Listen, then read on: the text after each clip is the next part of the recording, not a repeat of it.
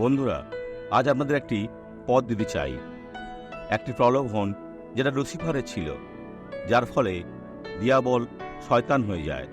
দেখুন, গর্ব যখন প্রবেশ করে নিজের হৃদয়ে, সে কি বলে? যেসায়া 14:13, তুমি মনে মনে বলিয়াছিলে, আমি স্বর্গারোহণ করিব, ঈশ্বরের নক্ষত্রগণের ঊর্ধ্বে আমার সিংহাসন উন্নত করিব, সমাগম পর্বতে উত্তর দিকের প্রান্তে উপবিষ্ট হইব।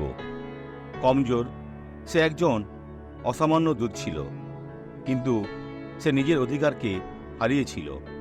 দিয়াবল হয়ে উঠেছিল, আদি থেকে মিথ্যাবাদী, যে আমার সত্যে স্থাপন করতে চেয়েছিল। চিরকালের জন্য এ দিয়াবল ধ্বংস হবেই। আমার ভাইরা, এটা খ্রিস্টের কাছে নিয়ে যান। যিশু জয় দিতে চান। এই সাক্ষ্যটি দেখুন। 9 বছর আগে আমার স্ট্রোক হয়েছিল। স্ট্রোক? সর্বদা ডান পা টানতাম, অসাড় ছিল। ও, ওই পা? আপনি আগে কিভাবে চলতেন? আমি 1 বছর প্রায় চলতে পারিনি। বুঝেছি। আজ এখানে কিভাবে এলেন? আমি খুঁড়িয়ে চলতাম। কোড়াতেন? দেখতে পাচ্ছি। এখন দ্রুত চলুন, দ্রুত। ঈশ্বর এখন আপনাকে মুক্ত করেছেন। ও, ইনি বিশ্বাসের ব্যক্তি। খুব দ্রুত ওই স্থানে ফিরে যান, খুব দ্রুত। ভাইরা, দেখুন, উনি দৌড়াচ্ছেন। কত সুন্দর বিষয়।